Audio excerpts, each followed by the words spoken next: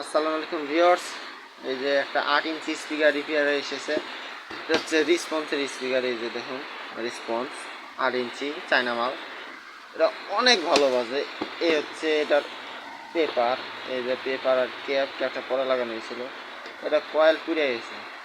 Coil পুড়ে যাওয়ার পরে লাস্টে যে আমি হাতে তৈরি করে দিলাম। এই যে দেখুন, দেখুন কত সুন্দর আছে, মানে অনেক সুন্দর হয়েছে আর কি। তো এটা ফিটিং দেবো, ফিটিং দেওয়ার পরে সাউন্ড টেস্টার একটা ভিডিও দেবো।